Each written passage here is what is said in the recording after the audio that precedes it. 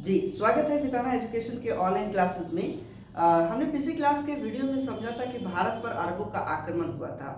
मध्यकालीन भारत के इतिहास में अरबों का आक्रमण पहला मुस्लिम आक्रमण था, परंतु आप देखेंगे कि उसने अरब के आक्रमण में मोहम्मद बिन कासिम के नेतृत्व में जो भारत पर आक्रमण हुआ वो पूरी तरह से साम्राज्य का विस्तार नहीं होता है। उधर आप देखेंगे कि अरब जो क्षेत्र है यह भारत के इस क्षेत्रों में थोड़ा सा मैप पर हम लोग फोकस करेंगे तो बेहतर समझ में आएगा। यह आपका जो है पाकिस्तान, इधर अफगानिस्तान और इधर ईरान और इसके नीचे जो था वह था सऊदी अरब। अरब हो गया और अरब प्रांत से मोहम्मद बिन कासिम यहाँ पर जो है साम्राज्य का विस्तार करने का प्रयास करता है, परंतु वह कुछ ज्यादा दिनों तक नहीं टिक पाता है। इसी क्रम में आप देखेंगे कि यह सऊदी अरब अरब के ऊपरी क्षेत्र में ईरान भी जो है यह एक विस्तृत साम्राज्य, मुस्लिम साम्राज्य के रूप में, एक संगठित साम्राज्य के रूप में उभर चुका था, एक मजबूत शासन के रूप में था। और इसी का जो है शासन इधर भी चल रहा था, जो इसने बार बार जो है युद्ध की नीति से, आक्रमण की नीति से इन सभी को अपने में मिला लिया था। और यहाँ पर एक प्रांत था अफगानिस्तान के और पाकिस्तान के मध्य में, आप देखेंगे एक प्रांत है जिसका नाम है गजनी। और गजनी यानी गजनी जो है राजधानी होती है, जबकि वह एक बुखारा प्रांत था और बुखारा प्रांत का शासक था अब्दुल मलिक। और अब्दुल मलिक का दास होता है अल्पतगिन। अल्पतगिन ने अपने साम्राज्य का विस्तार करता है और उसी साम्राज्य के विस्तार की नीति को अपनाते हुए अल्पतगिन ने प्रयास करता है कि भारत को भी यहाँ पर हम लोग मुस्लिम साम्राज्य में मिला लें। क्योंकि यहाँ पर भारत में यह माना जाता था कि भारत के जो है पूरे हिंदू शासकों का वर्चस्व था और सभी छोटे छोटे जो है टुकड़ों में बटे हुए थे और इनका मानना था कि बाहर के किसी भी प्रांत में क्या हो रहा है उससे इनको कोई मतलब नहीं था। यानी हमारे जो हिंदू देवता है वही श्रेष्ठ है और हमारे हिंदू राजा जो है वही श्रेष्ठ है, सिर्फ उन्हीं को मानते थे। इसकी वजह से भी भारत का जो है भारत पर विदेशियों का आक्रमण होना निश्चित हो चुका था। तो यही आप देखेंगे कि अल्पतगिन जो है यहाँ पर प्रयास करता है लेकिन असफल होता है और इसने अपनी राजधानी क्या बनाता है, गजनी को बनाता है। और इसी का एक दास होता है सुबुक्तगिन। सुबुक्तगिन जो है अल्पतगिन का दास था, जो बाद में अल्पतगिन ने अपनी पुत्री का विवाह सुबुक्तगिन से कर देता है और वह दामाद बन जाता है। तो अल्पतगिन का दामाद भी होता है सुबुक्तगिन, जो 1977 ईस्वी में गजनी का शासक बन जाता है। देखिए सुबुक्तगिन जो है 977 ईस्वी में गजनी का शासक बन जाता है और इसी ने पहला तुर्क आक्रमण किया, सफल तुर्क आक्रमण मजबूती के साथ किया। सुबुक्तगिन ने उस वक्त पंजाब के विरुद्ध किया था जहां का शासक था जयपाल। यहाँ पर जो है ऊपरी क्षेत्र में आप देखेंगे तो यह पंजाब का क्षेत्र है और इसी पंजाब क्षेत्र में यहाँ का शासक था जयपाल। जयपाल के विरुद्ध जो है युद्ध करता है जो था सुबुक्तगिन, परंतु वह सफल नहीं हो पाता है, असफल हो जाता है। वही आप देखेंगे कि इसका पुत्र होता है महमूद गजनवी। इसी का पुत्र जो है सुबुक्तगिन का पुत्र था और निश्चित ही सुबुक्तगिन जो है युद्ध की नीति से जब पंजाब पर आक्रमण करता है तो साथ में गजनवी को भी लेके जाता है, उसे हर शिक्षा में पारंगत करता है, युद्ध की नीतियां सिखाता है, राजनीति की व्यवस्था सिखाता है। और यही गजनवी जो है अपने पिता की मृत्यु के बाद गजनी का शासक बन जाता है और इसने उससे पूर्व जो है खुरासान का शासक था। लेकिन यहाँ पर कहा जाता है कि सुबुक्तगिन का पुत्र था इस्माइल, जो उसका छोटा पुत्र था। अंतिम समय में, मृत्यु के समय में इसका जो है गजनवी के साथ अच्छा संबंध नहीं होने की वजह से अपने छोटे पुत्र इस्माइल को अपना उत्तराधिकारी बनाकर चला जाता है। तो अमीरों के नेतृत्व में जो ना इस्माइल जो है गजनी का शासक बनता है, परंतु आप देखेंगे कि गजनवी ने एक मजबूती से उस इस्माइल पर जो है आक्रमण कर देता है और उसका सत्ता जो है अपने अंदर हस्तांतरित कर लेता है और इसके बाद वह गजनी का शासक बन जाता है। और इसी में आप देखिएगा कि इसको खलीफा के द्वारा, गजनवी को खलीफा के द्वारा दो उपाधि दिया गया। खलीफा थे अल-कादिर बिल्लाह और इसी ने दो उपाधि दिए थे, जिसका एक था यामिन उद्दौला, जिसे साम्राज्य का दाहिना हाथ कहा जाता है, और वही यामिन उल मिल्लाह जिसे मुस्लिमों का संरक्षक भी कहा जाता है। तो ये दो उपाधि खलीफा के द्वारा गजनवी को प्राप्त था, क्योंकि इसने एक मजबूती के साथ मजबूत सेना को रखा था और युद्ध की नीति से, आक्रमण की नीति से साम्राज्य का विस्तार कर रहा था। मुस्लिमों का जो ये क्षेत्र था वो क्षेत्रों का विस्तार कर रहा था और उसके साथ साथ धन का अर्जन कर रहा था। इसका आप देखेंगे कि महमूद गजनवी जो है ये जहां भी जाता था धन का अर्जन करके और एशिया में एक मजबूत शासक बनने का प्रयास करता रहा। यही देखेंगे कि गजनवी का प्रथम शासक था जिसने सुल्तान की उपाधि धारण की। देखिए पहला शासक था जिसने सुल्तान की उपाधि धारण की। और उसी के बाद आप देखेंगे कि यहाँ पर एक इतिहासकार है सर हेनरी एलियट, और इसी इतिहासकार के अनुसार गजनवी ने भारत पर 17 बार आक्रमण किया। तो यह इतिहासकार 17 बार जो आक्रमण किया था उसका वास्तविक प्रमाण भी देते हैं। तो कई बार एग्जाम में पूछ देता है कि गजनवी भारत पर कितनी बार आक्रमण किया, तो गजनवी ने 17 बार आक्रमण किया और लगभग सभी आक्रमणों में वह सफल भी रहा। और उसका आक्रमण करने का उद्देश्य था धन को लूटना, न कि यहाँ भारत पर अपने साम्राज्य का विस्तार करना। सिर्फ यहाँ से धन को लूट कर लेके जाता था और मध्य एशिया में शासन को मजबूत बनाना चाहता था। मतलब गजनी में इसका प्रांत है मध्य एशिया में, और इस एशिया में अपने शासन को मजबूत बनाने के उद्देश्य से यह धन को लूटने के लिए भारत में आक्रमण करता है और करीब 17 बार इसने आक्रमण किया है। और साम्राज्य का विस्तार उद्देश्य नहीं था इसका, भारत में साम्राज्य का उद्देश्य कतई नहीं था। कई बार बीपीएससी वगैरह या यूपीएससी के मेंस वगैरह में क्वेश्चन पूछ देता है कि यहाँ पर महमूद गजनवी का भारत पर आक्रमण के उद्देश्यों पर टिप्पणी कीजिए, तो वो टिप्पणी में आपको बताना होता है कि इस यहाँ पर जो है इसका साम्राज्य भारत में जो है विस्तार करने का नीति नहीं था, यह चाहता था कि मध्य एशिया में अपने साम्राज्य का विस्तार हो। इसने प्रमुख आक्रमणों में कुछ आक्रमण से संबंधित क्वेश्चन आ जाते हैं ऑब्जेक्टिव टाइप का, तो उसे जरूर याद रखें। इसने सबसे पहला आक्रमण 1000 ईस्वी में किया था, यानी जो महमूद गजनवी था भारत पर पहला आक्रमण 1000 ईस्वी में किया। और यह किसके विरुद्ध किया, तो पंजाब के हिंदू शाही शासक जयपाल के विरुद्ध किया। यहाँ पर आप देखेंगे कि पंजाब में हिंदू शाही शासक थे जयपाल। यह मैप पर हम समझाने की कोशिश करें तो यह क्षेत्र जो है यह पंजाब का क्षेत्र है, और इसी क्षेत्र पर जयपाल का जो है यहाँ पर शासन चल रहा था। तो इसने जयपाल ने इसके पहले आप देखेंगे अल्पतगिन को और सुबुक्तगिन को हराया था, और वह अपने आप को यह समझ रहा था कि मैं एक मजबूत शासक हूँ। जब आता है गजनवी एक विशाल सेना लेकर और इसके ऊपर हमला करता है तो यह हार जाता है, अपनी अधीनता स्वीकार कर लेता है, और अधीनता स्वीकार करके आत्मगिलानी महसूस करने लगता है कि जब मेरा एक वक्त था कि मैंने इसके पिता और इसके दादा को हराया था और आज मैं इस गजनवी से हार गया। और यहीं पर हारने की वजह से आत्मगिलानी होने की वजह से स्वयं चीता बनवाता है और चीता पर बैठकर और अग्नि के हवाले हो जाता है, यानी आत्महत्या कर लेता है, जबकि ऐसा इसको नहीं करना चाहिए था। जयपाल को चाहिए था कि एक मजबूत रणनीति बनाए और गजनवी को पुनः आक्रमण करके हराने का प्रयास करे, और इसने यहाँ पर जो है अपने आप को आत्महत्या की कगार पर पहुंच गया, आत्महत्या कर लिया जयपाल ने। तो ये समझिए 1000 ईस्वी में सबसे पहला इसका पहला आक्रमण होता है पंजाब के हिंदू शाही शासक जयपाल के विरुद्ध। इसके बाद देखेंगे कि इसमें छठा विरुद्ध, दूसरा, तीसरा, चौथा, पांचवा, ये सभी जो है विद्रोह हुए, आक्रमण हुए, लेकिन वो बहुत इंपॉर्टेंट नहीं, ऑब्जेक्टिव टाइप के क्वेश्चन में नहीं आते हैं, तो उसको मैंने यहाँ पर नोटिफाई नहीं किए। जो इंपॉर्टेंट है, जो एग्जाम में आते हैं उसको ही हमें ध्यान देना है, देखना है।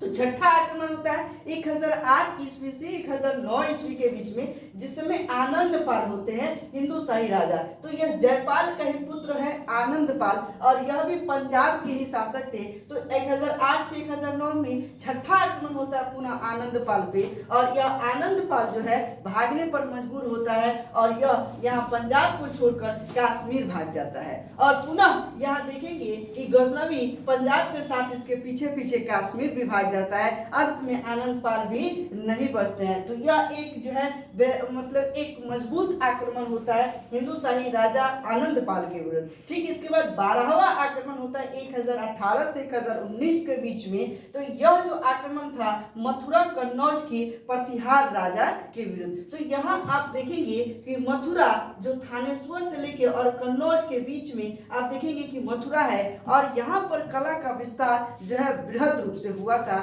आप यहाँ पर देखेंगे कि जो महले बने थी या मंदिर बने थे, तो एक जो है कीमती पत्थरों से जड़े हुए महल थे और मंदिरें थे, तो इनका जो है उल्लेख विशेष रूप से देखता है उन सभी को नष्ट करने का प्रयास किया महमूद गजनवी ने। और इसके बाद 1019-20 में चंदेल राजा विद्याधर के साथ होता है और यह एकमात्र ऐसा राजा थे जो टक्कर के थे महमूद गजनवी के, और यही एकल विरोधी किया इन्होंने ही पहली बार, मतलब देखिए विद्याधर ने ही मजबूती के साथ गजनवी के साथ युद्ध करते हैं और टक्कर का सामना करते हैं। परंतु अंत में होता क्या है कि इनका जब ऐसा होता है कि जब युद्ध में ये जीतने वाले होते हैं तब तक विद्याधर का हाथी जो है गुस्से में आ जाता है और गुस्से में आकर युद्ध छोड़कर भाग जाता है, और युद्ध छोड़कर भागने की वजह से जो सेना थी उस सेना में भय हो जाता है, और भय होने के कारण आप देखेंगे कि पुनः गजनवी का जो सेना थे, जो मुस्लिम सेना थे, वो हिंदू सेनाओं को जो है परास्त कर दिया और कितने कत्लेआम मच गए वहां पर। तो ये चंदेल राजा ने मजबूती के साथ टक्कर लिया और अंत में हार जाते हैं 1019 से 1020 के बीच में। 1025 ईस्वी में फिर सोमनाथ पर आक्रमण होता है।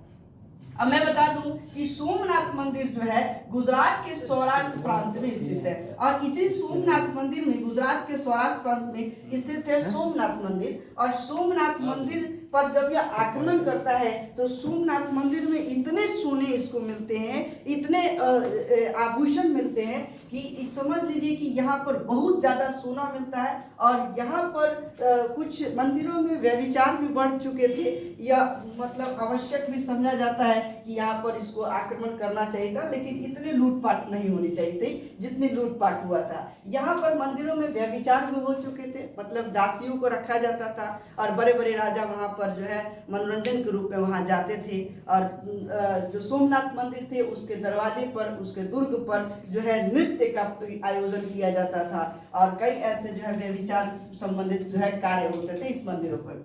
तो पहली बार 1025 ईस्वी में सोमनाथ पर आक्रमण करता है, और जैसे ही सोमनाथ मंदिर पर आक्रमण करके जो है बाहर तो कुछ नहीं मिलता है, लेकिन सोमनाथ मंदिर के अंदर उसे बहुत बड़ी मात्रा में सोने मिलते हैं। और जब मंदिर के जो सोमनाथ शिव जी का जो ये शिवलिंग था, उसने जब शिवलिंग को देखा तो आश्चर्यचकित हो गया, क्योंकि वह शिवलिंग जो था वह एकदम हवा में था, ना तो जमीन पर ना कहीं लटका हुआ था, एकदम बीच में हवा में था। और जैसे ही वो अपने लोहा का डंडा से प्रहार करता है उसको मारने के लिए, उसको तोड़ने के लिए, क्योंकि यह मूर्ति भंजक अपने आप को समझता था कि मैं सिर्फ मूर्तियों को तोड़ने वाला बनूंगा, और मूर्ति भंजक के रूप में इसे कहा भी जाता है। तो यह जो है जब उस मूर्ति को तोड़ने के लिए अपने लोहे के डंडे से प्रहार करता है तो लोहा का डंडा अचानक ऊपर की तरफ खिंचा हो जाता है। तो वो भी देखता है कि वो ऊपर में चुंबक है और नीचे में चुंबक है, और दोनों चुंबक के बीच में सिर्फ जो है शिवलिंग को जो है लटकाया हुआ है। तो ये कहीं ना कहीं यह भी था कि एक विज्ञान का प्रयोग करके, साइंस का प्रयोग करके धर्म के रूप में इसको अपनाया जा रहा था। तो उसने वहां पर प्रहार करता है, सोमनाथ की मूर्तियों को तोड़ता है और वहां से सोने को लेकर निकल जाता है। उस समय का वहां का शासक थे भीमदेव, और भीमदेव के विरुद्ध इसका विरुद्ध होता है। 1027 में जब यहाँ से निकल जाता है, और निकल कर 1027 ईस्वी में देखिएगा कि जब वह अपने सोने को लेकर जा रहा होता है रास्ते में, तो रास्ते में जाट शासकों के साथ इसका युद्ध होता है, और यह अंतिम युद्ध होता है। यहीं पर देखा जाता है कि जब अंत में, जब 1027 ईस्वी में जब इतने सोने लेकर जाता है और जब वहां पर पहुंच भी जाता है गजनी में, तो वह सोने को अपने रूम में ही रखता था, और रूम में, कमरे में ही रखकर और सिर्फ सोने को देखते रहता था और कहता था कि मुझे बहुत सोना मिल गया। और इतना मतलब सोना सोना सोना कह के और स्वयं वो पागल हो गया कि 3 साल में वो मर जाता है। वही सोना सिर्फ यही देखता कि मैं बहुत सर्वशक्तिशाली हो गया हूँ, और सोना कहीं व्यर्थ नहीं कर रहा था, और अपने कमरे में ही इधर उधर सोने पर ही सोना जो है शुरू कर दिया था। और इसकी मृत्यु 1030 में, ज्यादा दिनों तक नहीं टिक पाता है, 1030 में इसकी मृत्यु हो जाती है बीमारियों के कारण। इससे संबंधित कुछ अन्य बिंदु भी है कि महमूद गजनवी जो था, गजनवी का दरबारी इतिहासकार था उत्बी, और उत्बी ने पुस्तकों की रचना किया, किताब उल यामीन तथा तारीख ए यामीनी। इसकी 2 पुस्तक है। उत्बी, क्वेश्चन आता है कि उत्बी किसके दरबारी इतिहासकार है, तो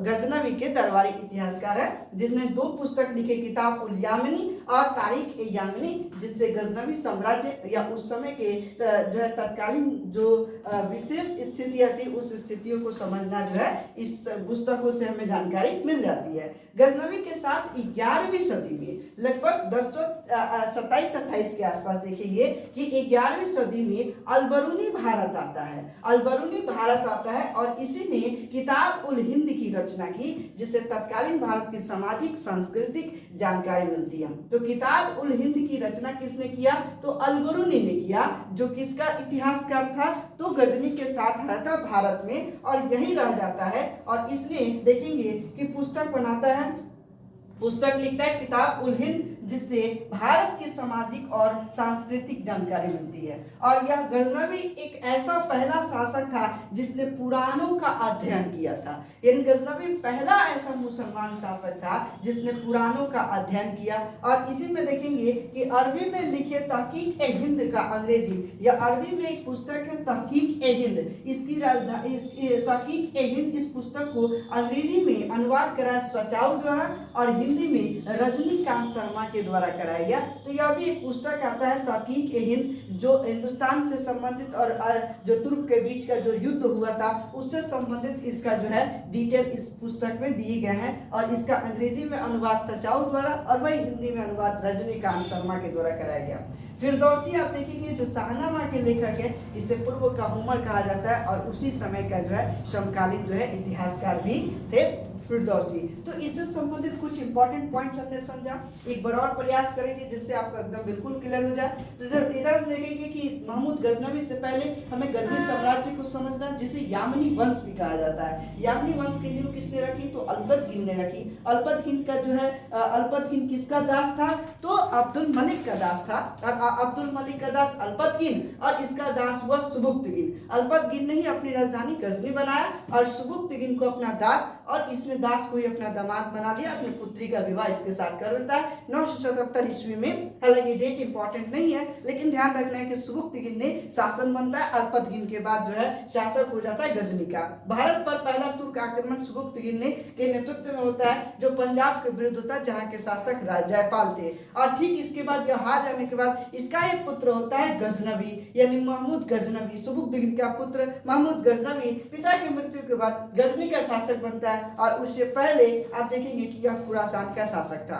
हालांकि सुबुक्तगिन चाहता था कि मेरा छोटा पुत्र इस्माइल है वह गजनी का शासक बने, जबकि ऐसा नहीं होता है और गजनवी ने उस पर आक्रमण करके और उससे संबंधित जो है उसका उस क्षेत्र को जीत देता है और इस्माइल को हरा देता है। खलीफा अल कादिर बिल्लाह के द्वारा इसे 2 उपाधि दिया गया, जिसका नाम यामीन उद दौला और एक है यामीन उल मिल्लाह। तो ये 2 उपाधि इसको मिलता है गजनवी को। गजनवी प्रथम शासक था जिसने सुल्तान की उपाधि धारण की। क्वेश्चन आता है कि पूरे मुस्लिम शासकों में कौन ऐसा शासक था जिसने सुल्तान की उपाधि धारण की? तो गजनवी था। इधर देखेंगे कि सर हेनरी इलियट के द्वारा, यहाँ पे क्वेश्चन आ जाता है कि भारत पर कितनी बार आक्रमण किया गजनवी ने? तो 17 बार। किसके द्वारा बताया गया? तो सर इलियट ने ही इसका वास्तविक प्रमाण दिए। और 17 बार के आक्रमण में आप देखेंगे कि इसका उद्देश्य यही था, धन को लूटना और मध्य एशिया में अपने साम्राज्य का विस्तार, एक मजबूत शासन करना। यहाँ पर इसका प्रमुख आक्रमण में पहला, छठा, 12वां, 13वां और 16वां और 17वां इसी को समझना है। पहला 1000 ईस्वी में पंजाब के हिंदूशाही शासक जयपाल के विरुद्ध होता है। 1008-9 के बीच में हिंदूशाही शासक उसी का जो है पुत्र आनंदपाल होते हैं, आनंदपाल के बीच होता है। 1018-19 में मथुरा